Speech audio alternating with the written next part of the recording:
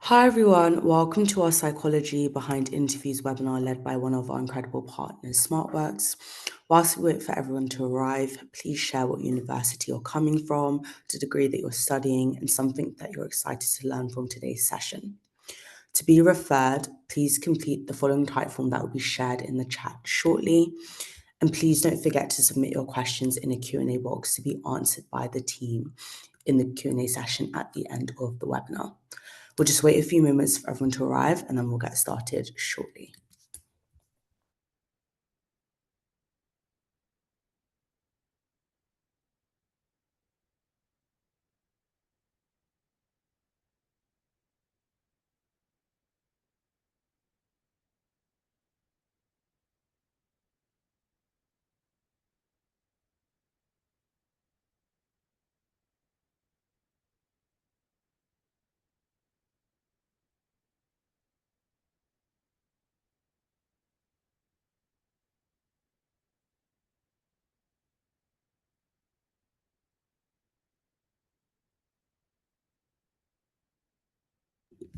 Great, okay, let's start.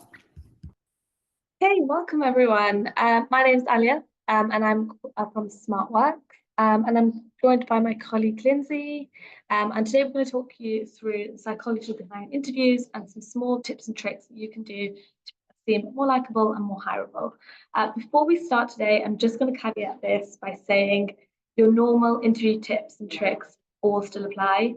And we won't be covering those today, but these are going a little bit beyond, and a few of them are quite niche and quite subtle, things that you can just add on to your normal interview prep just to seem a little bit more likable and come across as a really, really good candidate. So with that, we will begin. I'm going to run you through the agenda for today. So Lindsay will take us through the SmartWorks introduction, tell you what we're about, what we do. We'll then go into the importance of pre-interview prep. And again, these are things that you can do psychologically before an interview to seem more confident, to feel more confident. We'll then spend 10 minutes talking about during the interview and things that you can do during the interview. And then Lindsay will run us through some quick fire tips that you can use throughout the whole process. We'll then hand over to the lovely Esther, who is a client champion and has used our services, and she will talk us through her experience with SmartWorks. And lastly, we'll talk about how SmartWorks can support. So with that, I'm going to hand over to Lindsay. Yeah, welcome everybody. So we are SmartWorks. I'm based in London at our head office in our North London Centre. But we are a UK-based women's charity for women, non-binary only that identifies as a woman, kind of aligns with what we're doing for women. What we do is we offer support for our clients getting into work. If people haven't got an interview coming up, then we for one coaching with our coaches. Apologies, yeah, my computer I think is struggling. I'll try and stay as close as possible. Sorry. Okay.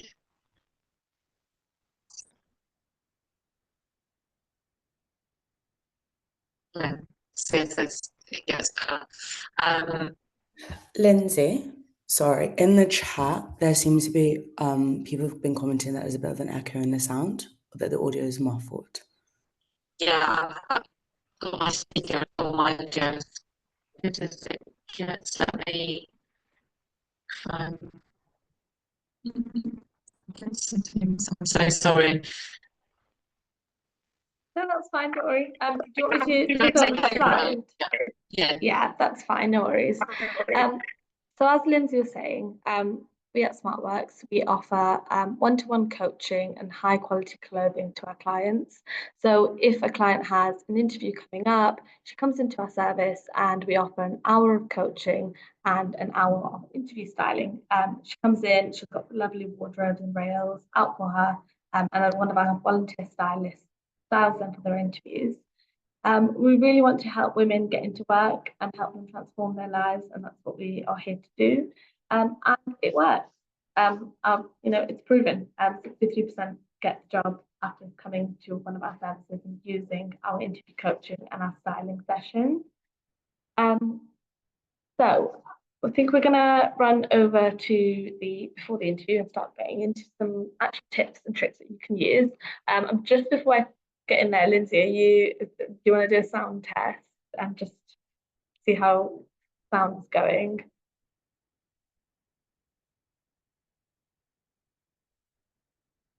Has she gone off? Okay, that's fine, no worries. So like I said, we're going to start with before the interview, so the pre-interview prep that you can do before you actually get into that interview space. So the first thing we're going to talk about today is self-limiting beliefs. So who here has heard of self-limiting belief? It's a rhetorical question, you don't have to answer it. But a lot of the times we have self-limiting beliefs, we don't even know that that's what they are. And they're things like, you know, I can't do this, and I'm not cut out for this, or I could never possibly get this interview, and you know, I don't know how I've got this interview, things like that. It's not quite imposter syndrome, because imposter syndrome is normally once you're kind of into a role and you've got the kind of role of the job, and that's when you feel the imposter syndrome. So it comes on a little bit before that, and it's more something that you believe to be true about yourself, and the belief limits you, and it's self-limiting. So you're the only person telling yourself that, not anybody else. And there's a few things that you can do to start reframing these, because they can be really, really negative, and we need to start turning them to a positive way of thinking about ourselves. The first thing is identifying that you're having these beliefs. Like I said, a lot of the times we don't even realize that we are thinking these things, and we think that everything that we think is true.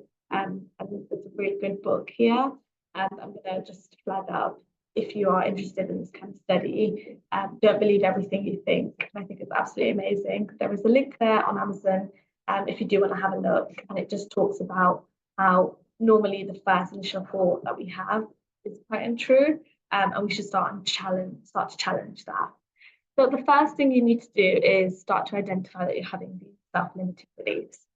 There's a few ways that you can do this. So keeping a thought journal throughout the day. So every time you have a negative thought like that, if you have a small little notebook or even something on your phone, you can just pop that thought down, and just write it down. This will help to kind of assess, when are you having these thoughts, what are you having thoughts around, and putting them down pen to paper or even on your phone can make them seem quite objective, and not quite personal. You're almost removing yourself from the situation, and you've got it written down, and you can start to assess it from an objective perspective. Another good one is having a rubber band on your wrist, and every time you have a thought, like, you just pull the rubber band a little bit. And a lot of psychologists actually recommend that one, and that's because it kind of triggers your mind to sort of have a reality test and trigger it to recognize these beliefs, where you don't even need to pull the rubber band and you would know you're having one of these beliefs. So once you identify these beliefs, you need to start to test, how real are these? You know, is this just something that I'm saying to myself, or is there actually something behind this belief? So if I was thinking, you know, I don't know how I've got this interview, it must have been a mistake, I don't think I can do this interview, I would go back and think, is that true? Have I ever done an interview like this before?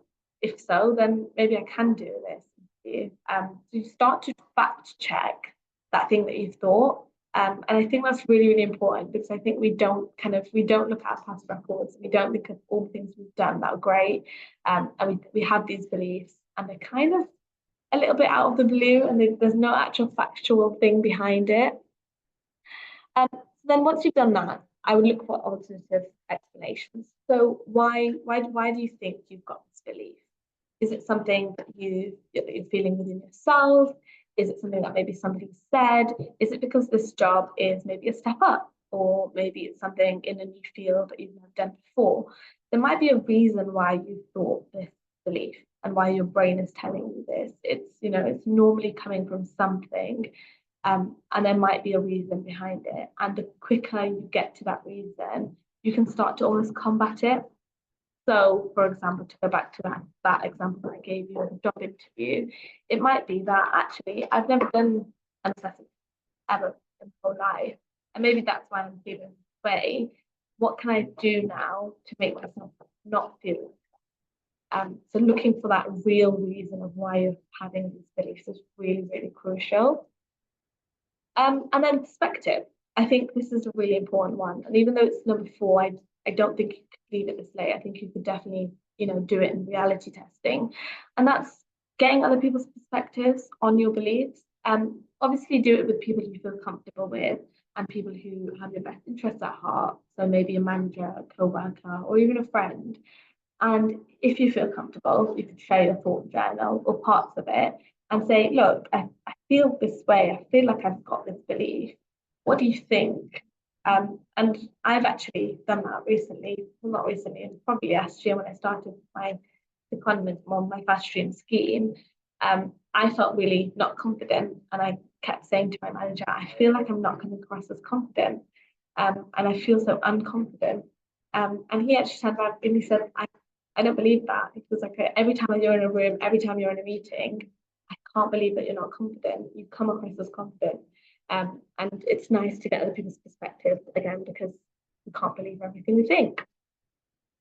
And the last thing to do is goal-directed thinking. So think about that belief and where you want to get to and what actions you can take to get to that, even despite that, or even despite thinking, that you're not good enough, or you can't do this, or it's not for you. What steps can you take to get to that place? Because sometimes these self-limiting beliefs, we can't get rid of them. We can't reframe them. They just stick with us. And I recognize that. But we can't let that stop us. So sometimes, and there's a really good quote that I love, and it's like, we're not fearless people, but we're just brave. And I think that really resonates with this, because sometimes you do have these beliefs. You've done the reality testing. You've tried getting people's opinions. You've told yourself, that there's another reason for it, and you just can't get over that belief. Then I would just kind of say, okay, it's there, recognize it, but what can I do to still get to where I need to be, even though I've got this nagging feeling that I'm not cut out for it. Okay, so I'm gonna pass over to Lindsay now. She's gonna take us through some pole posing if she's back online. Okay. Can everyone just let me know I've gone headphones instead, in the hope that is clearer. Alia, can you hear me okay? We can hear you okay, loud and clear. Great. Sorry about that previously. So yeah, another thing you could do before your interview, obviously, or maybe if you pop to the loos when you get to there in person, is just some power poses, just to kind of make your body just feel really strong, as well as your mind. So one of them is called the flying superhero. You sort of just lift your arms straight up with both your hands and try and punch as if you're trying to punch the ceiling. It gives you a nice stretch as well, but gets you just feeling that little bit more powerful. And these are all obviously like tiny little marginal gains that we're talking about today. The other thing is a Peter Pan pose. So like, also a bit of Matilda pose as well, with your hands on your hips, legs wide apart, keep your shoulders back and your feet planted to the ground as you hold your head really high. And, think of all your strengths, all your skills that you've got. The performer, so spread your fingers wide, stretch your arms to the ceiling, making a wide V shape with your upper body, and imagine you've just sort of crossed the finish line as a marathon runner. And then the last one, 2 more, the boss. So you could do this before you leave, so that you feel like you're super in charge.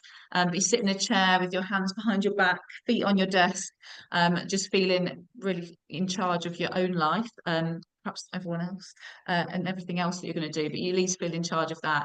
And then last one is just to cross your arms and roll your shoulders back, just as a kind of, it's a really nice stretch as well. Just all of these just to try before you go, and just find one that sort of works for you, or do them all if you've got the time.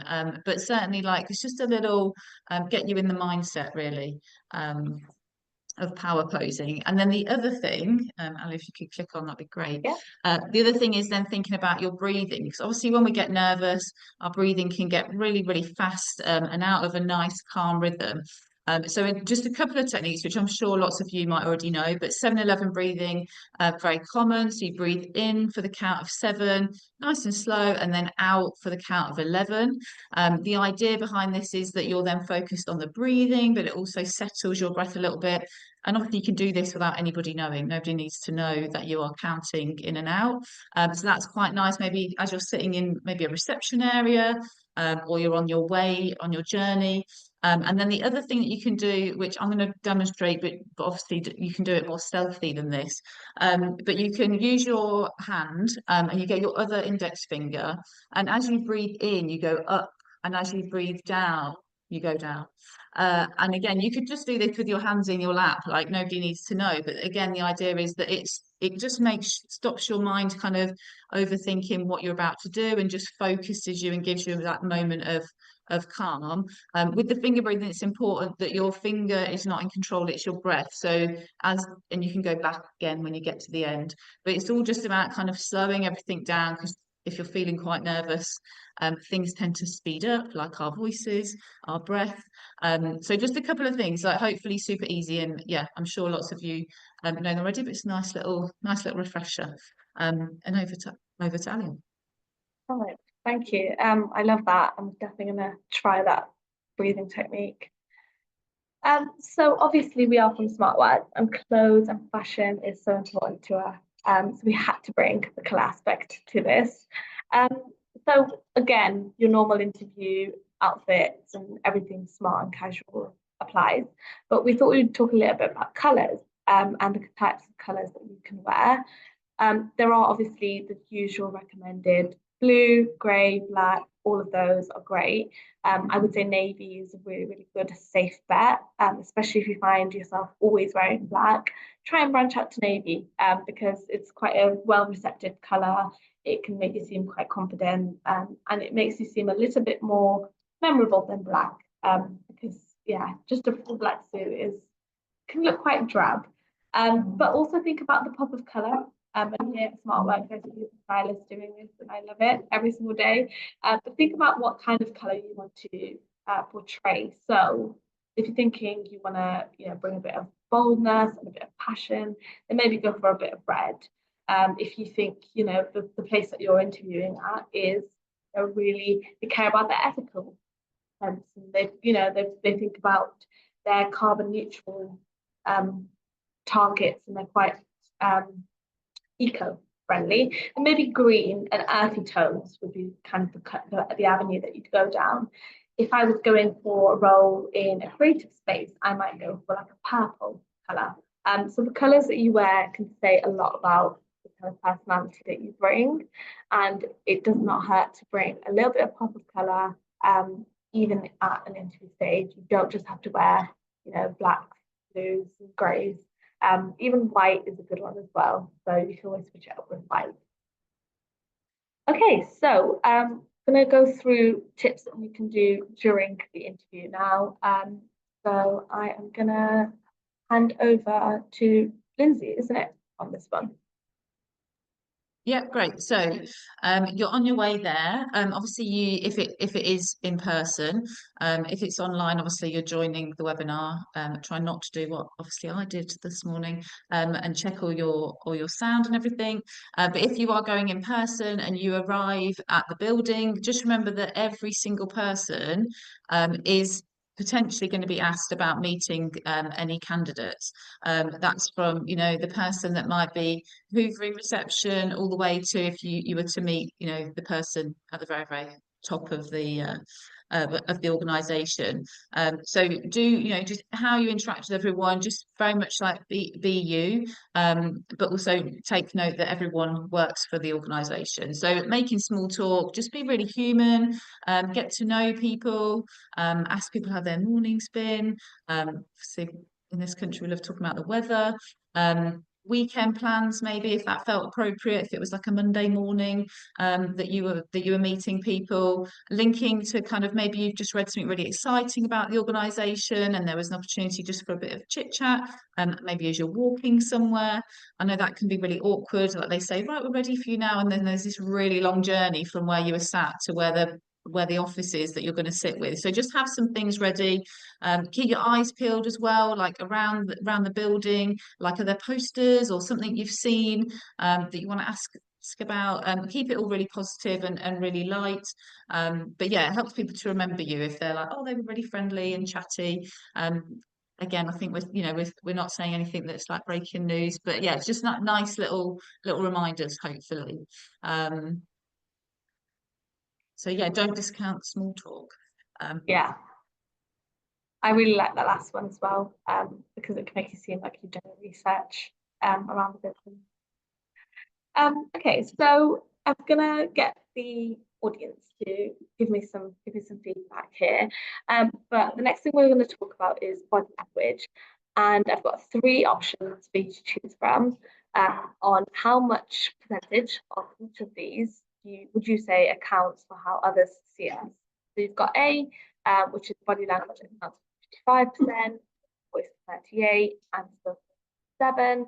You've got B, which is body language accounts for 27, tone of voice 28%, and spoken word for 45%. And then you've got C, which is body language 43%, tone of voice 35%, and spoken words 20%. So if you could just pop it in the chat, and I can see the chat is going off, which is great. What do you think, A, B, or C? And Tiana, Lindsay, if you could kind of feedback to me what people are, what's common. There's quite a lot of C's in the chat. C's and A's, but mainly C's. Okay. Okay, well, C is not the right one. It's actually A. Yeah, so I was really shocked to hear this, but body language accounts for more than 50% of how others see you. And spoken words are only 7%. So it's really not what you say, but it's rather how you're sitting, how you come across, and how you're presenting yourself in that non-verbal communication, which is really, really interesting. I really didn't know this. So body language is really important in the impression that you make. And obviously all your normal ones apply. So things like don't slouch, seem quite upright, ready to go, and that positive, give that positive vibe even with your body language. Again, this is the moment you enter the interview building. So how you speak to the reception, how you're sitting, and I guess power posing even comes in. Because if you've just gone into the bathroom and done your power posing, you're obviously going to be sitting up quite right. You've done the stretches. But also there is a small little tip here that I use, and it's something called mirroring. So this is where you observe the interviewer who is sitting in front of you in the interview space, and you start to mirror their body language. Sometimes we do it without even realizing, but sometimes it can be intentional, and it's a really good thing to do. Now, I'm not saying start, do like Simon says, because definitely don't do that. But small things like if they're leaning forward, it doesn't help if you're leaning back and you're right at the back of the chair, because that can seem like, you're kind of trying to get away and they're really forward leaning and they're trying to get to know you. So if they're leaning forward, then lean forward. If they are quite relaxed, then, it feels like a more informal chat and they're sat back in their chair, and copy that.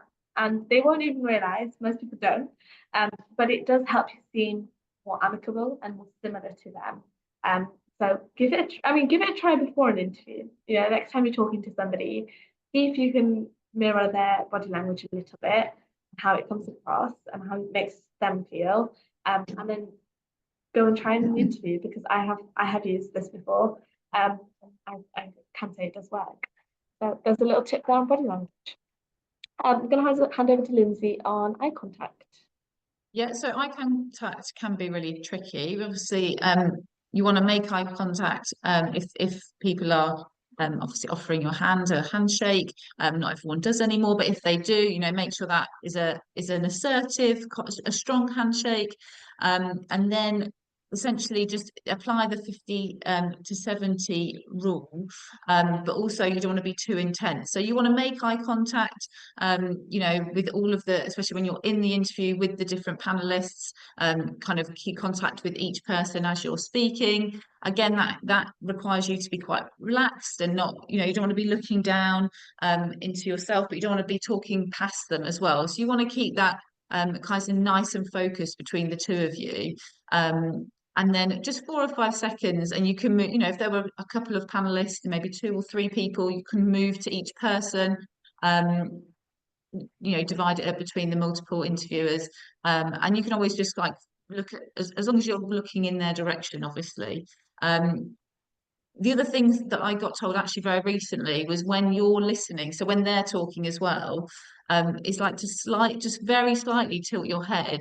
It's just like another sign of like active listening to the other person. If you're just, it looks like well, you hopefully are very focused as well. Obviously, eye contact for some people is really difficult. Certainly thinking of kind of from a neurodiverse perspective, eye contact might be tricky.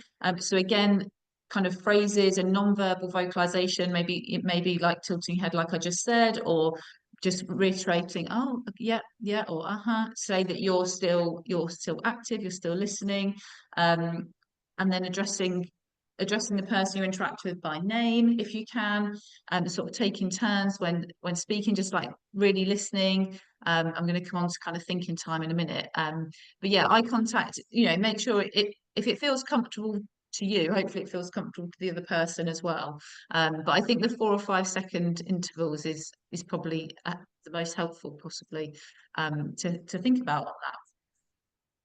And then I think we're going straight into quick fire tips. Yes, these were just some, obviously we could talk for hours, I'm sure, but these were just some kind of quick tips that certainly I'm a coach here as well at SmartWorks, but also I work with lots of coaches, so it's kind of just quickly asking them what the non-usual tips are.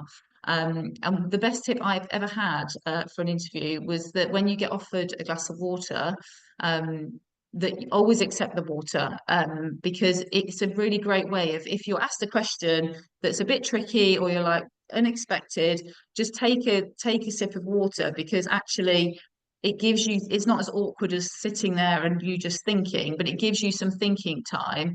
So just have a little sip of water. It kind of deflects, I guess, from the silence that might be in the room.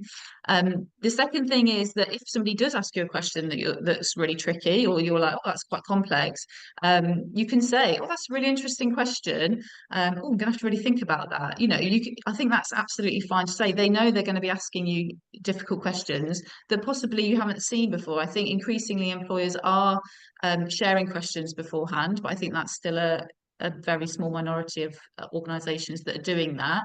And obviously that's great if they are, but if they're not and they're questions that you weren't expecting, I think it's okay to say, oh, let me think about that for a minute, and then have a sip of water.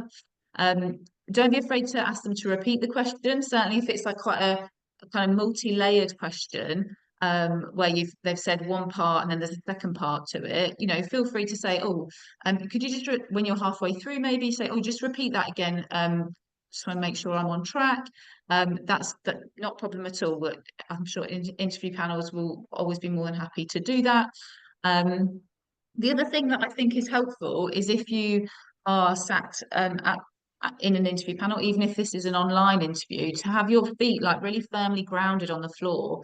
Again, like the breathing activities, it just helps you feel kind of secure and stable in where you're sat. And then make sure you have your questions ready. There will always be an opportunity for you to ask questions at the end. At SmartWorks, when we're working with our clients, we say have 5 questions written down ready, already prepared. Ideally in a notebook, makes you look super organized, that you can bring out and say, oh yeah, I've got some questions. Now, don't ask all 5, because some of them might have already been answered as you've gone through the process, or as you've talked to different people. So pick 2 or 3 of the questions that you feel are kind of that you most want to know. Things like, you know, what's a typical day in this role like? What's the line management structure? What are the developments in this role? What are the training? All of those, you know, really questions that show you're really excited about the role, but I think definitely have them written down. You're not expected to remember them off the top of your head, but others, you might also have some that come to mind as you're going through the interview. And then finally, this is a bit kind of after the interview, but it is really good practice to just follow up with a thank you email. It gives you the chance to kind of add anything that you've thought about kind of post interview, or reiterate anything that you've considered after the interview. Don't write reams and reams, but just a quick, a quick little thank you. It just keeps you in mind. It's just a really nice, if you're working in a really small industry as well, it can be a very small world. And I think, it's nice practice. So yeah, they're quick fire top tips. Perfect, thank you. Okay, so what better way to hear about SmartWorks and what we do and the impact that we make than to hear from one of our clients. So I'm going to hand over to Esther, who is a client champion, and she's used our services. So Esther, welcome. Hi everyone, thank you. It feels good to be here to share my experience with SmartWorks and as a beneficiary of the institution. My name is Esther, and I'm an alumni of 10,000 Interns Foundation and a current applicant as well. I was a beneficiary of SmartWorks last year. So yeah, my story with SmartWorks started when I first saw the email that I got a mail from 10,000 Interns. It was actually one of the newsletters that they usually send to keep us informed. And towards the bottom of it, I saw something that says SmartWorks is an institution that helps women find their confidence and get jobs and all of that.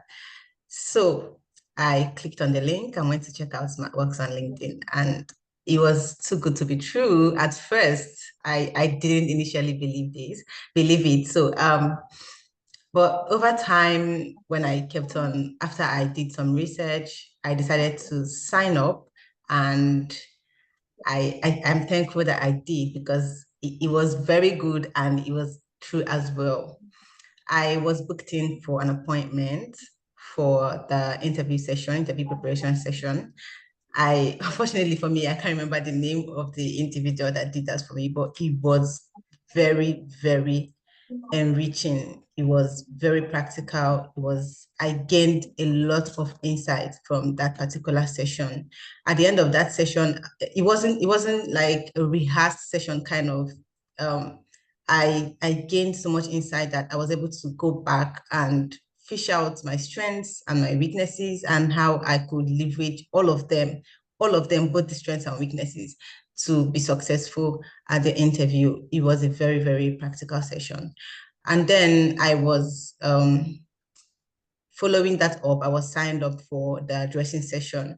Unfortunately for me, every meeting I had with SmartWorks were virtual. I say unfortunately because the beautiful experience I had, I knew it would have been better if I did an in-person session at any point.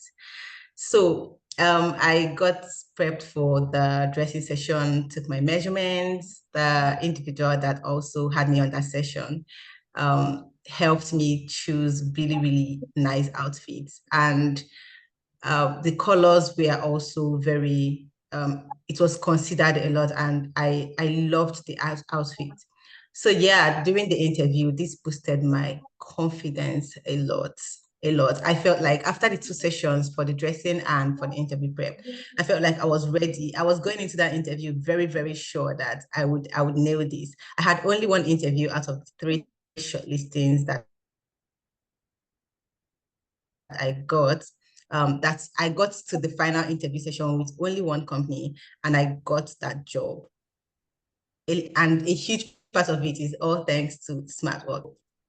My experience with SmartWorks and I really, really encourage everyone here to lean in and tap into this experience. You would really be grateful for it. Thank you. Thank you. Thank you for having me. Thank you for speaking, and it's always really lovely to hear from a client. And yeah, every client I see almost sticks with me, and you're getting lots of applauses on the chat, so that's great. Thank you, Esther. So the last thing we are going to leave you with before we head on to questions is how we can support you and what we can do. So as Tiana mentioned at the beginning, there is a newsletter and a type form that she said that you can fill out. So I'd encourage everybody on this call to go in there and fill that out so we can get to you. Tiana will then send over the cohort and we can look at getting you booked into the relevant SmartWorks Centre. Obviously, we offer 2 services.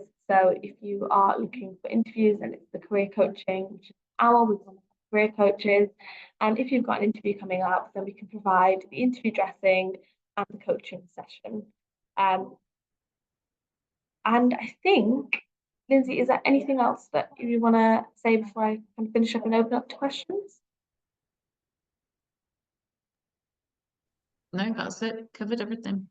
Okay, perfect. So I think I'll hand back to Tiana at this point and we will go through some Q&A.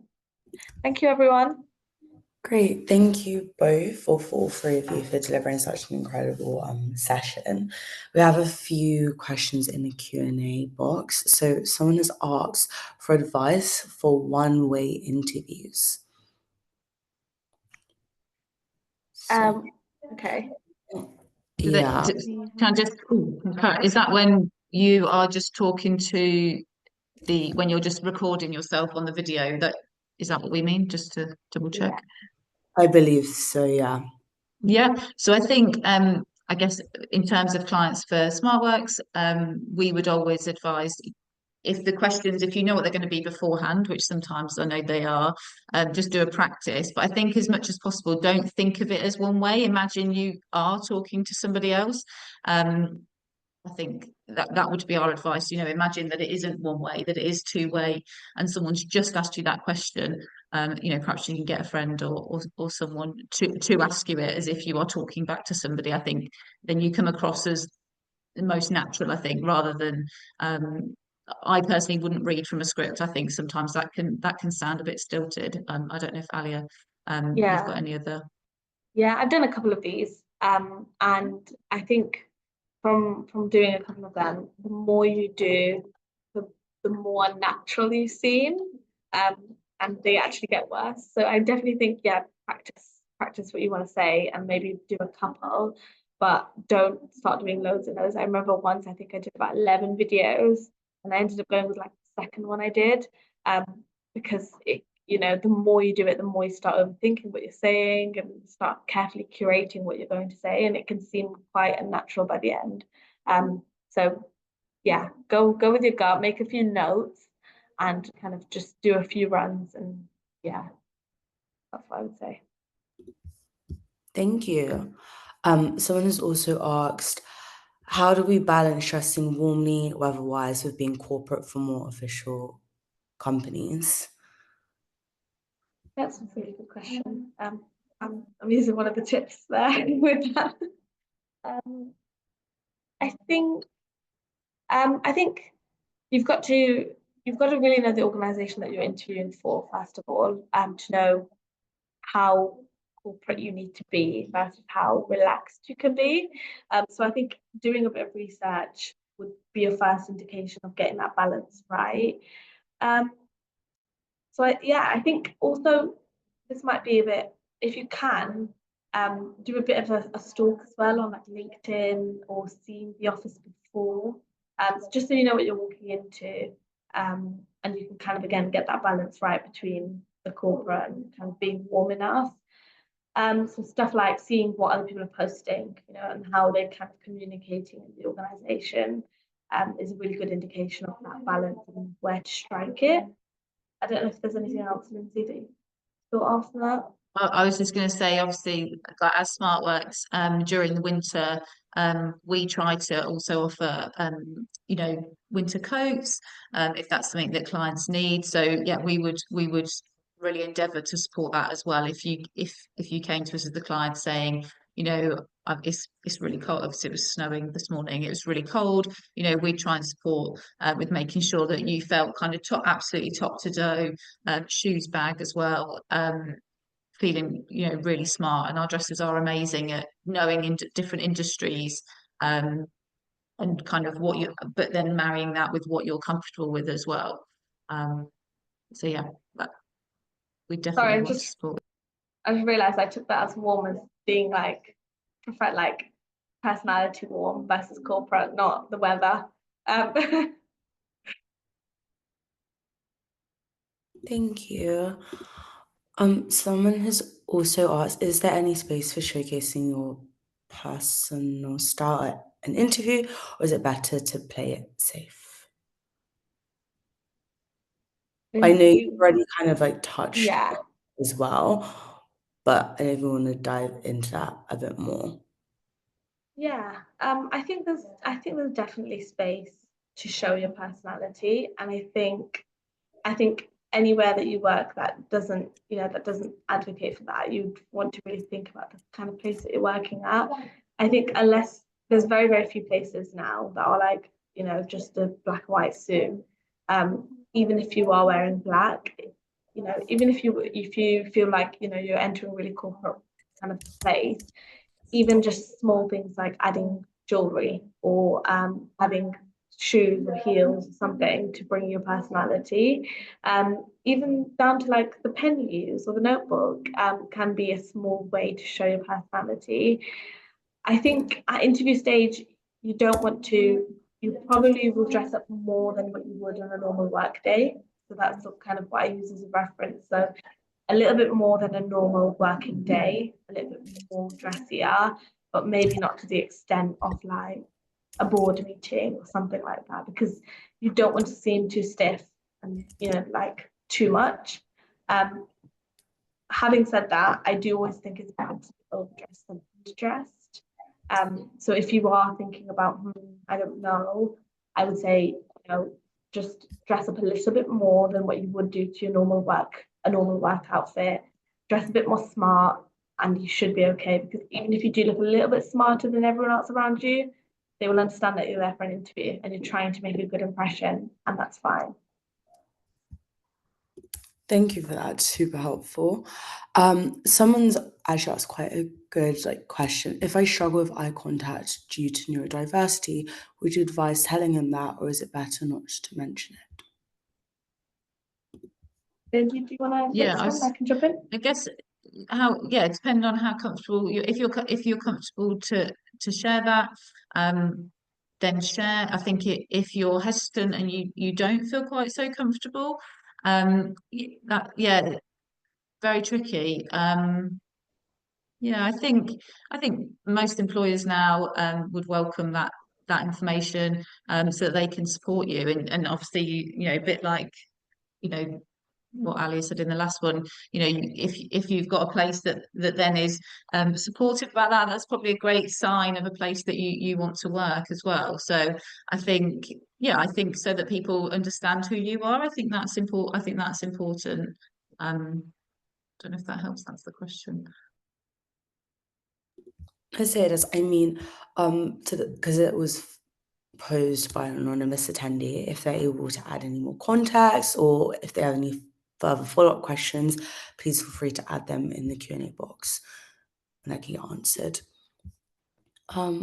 Someone's asked, how do you ensure that your body language stays good without seeming robotic/stressed? Because sometimes I may do things unconsciously and not realize that it gives the wrong impression.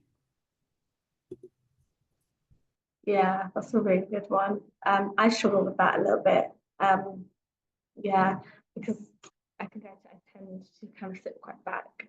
And I feel like I don't have the best posture in life.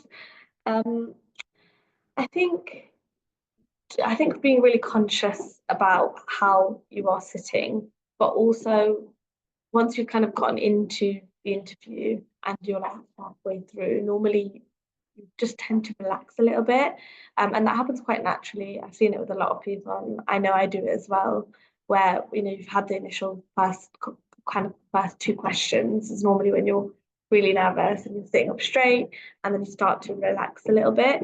So I think at that point, when you're feeling a little bit more relaxed, everything's just flowing, have a little check-in with yourself. And I really liked Lindsay's tip of keeping quite grounded and having your feet quite grounded, because I think that will make sure you're not slouching, your legs not crossing and things like that. if you like the rubber band technique and you're doing that with the self-limiting beliefs, then I think maybe you could have like an elastic band, obviously not making it too visible, and you could tug on that and give yourself like a trigger to almost, sit back up, and make sure that your posture's still good throughout. Yeah, the other thing I'd say is that practice with somebody, get somebody to give you some practice questions, even if it's just question one is normally, oh, tell us about yourself, which actually I think is one of the hardest questions that you can be asked. Even though it's supposed to be kind of, well, it's about you, it's easy. But maybe get a friend or somebody to then give you, be ready for some honest feedback, but say, I really want to know, like, do I do things that I don't even know? Because you're right, lots of us, we all do things that we're not even conscious about. And part of another plug, sorry, but part of the first dressing appointment is that you then have an hour with one of our coaches, and they will do practice questions with you if you're comfortable with that. It's very informal, but they'll go through and you can then practice it as many times as you like, and they'll give you a bit of feedback, like, oh, that time, how did that feel? And they might say, oh, okay, now try it sitting in a slightly different position. So that's also something that we also want to support with.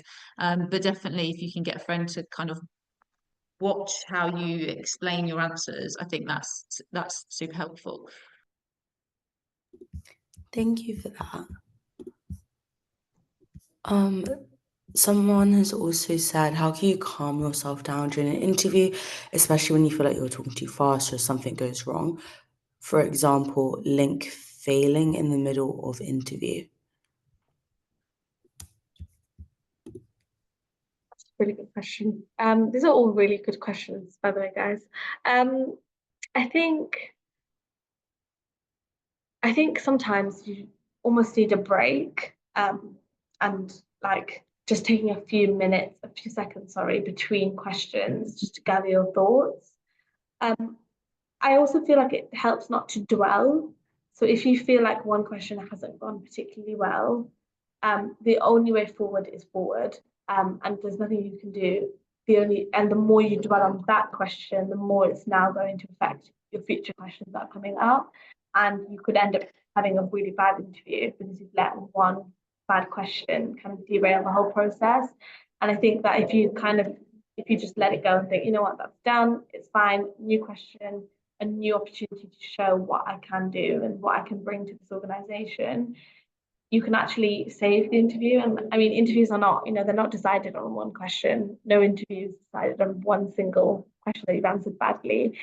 So it won't be kind of the thing that lets you down. So as long as you can kind of get back into it, be quite positive and just move forward and not dwell on one that didn't go so well. And also, if you think like why it didn't go so well, so maybe you didn't show your personality or you forgot to mention a relevant experience, try and just weave that into the next one.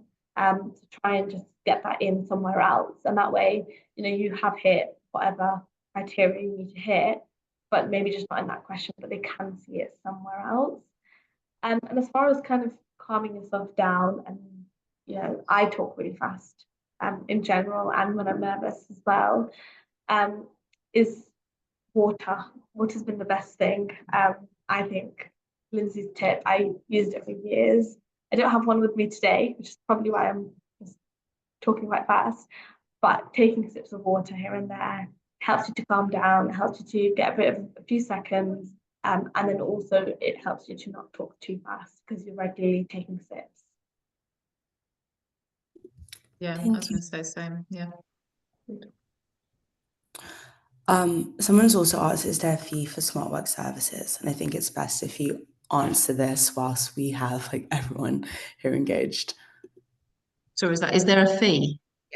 Yeah. No, all completely free. Thank you.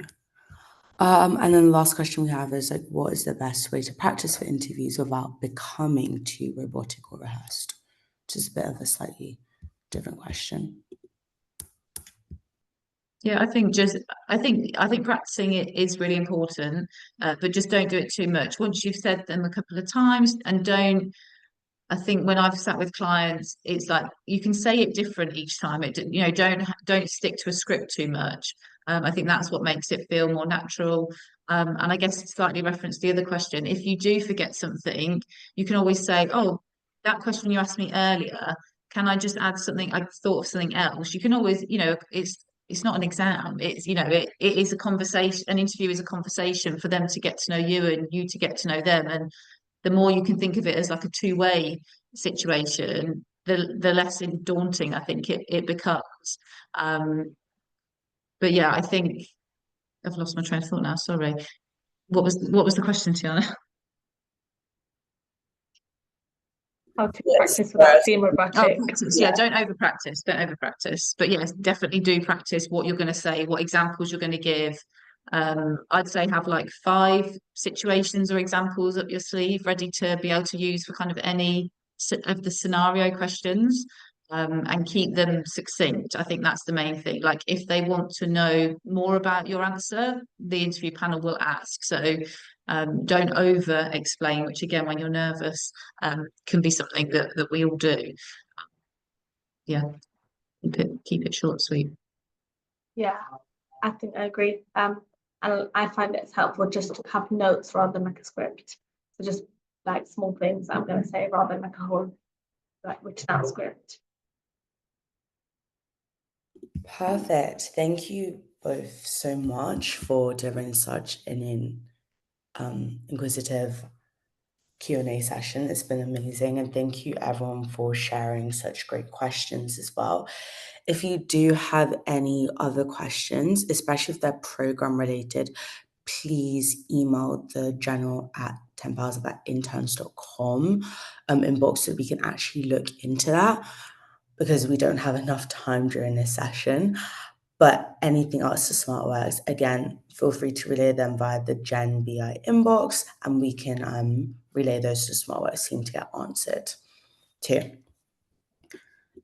I can't see any like last minute questions that are SmartWorks related, but everyone's saying like thank you so much and showing emojis. But I just want to thank you again both for your time and your expertise too. Thank you. No, thanks for having us. It's been great. It's to look Good, yeah. Perfect. Okay, great. Well, I hope you both have a lovely afternoon. And good luck everyone with your interviews. Take care. Bye. Bye.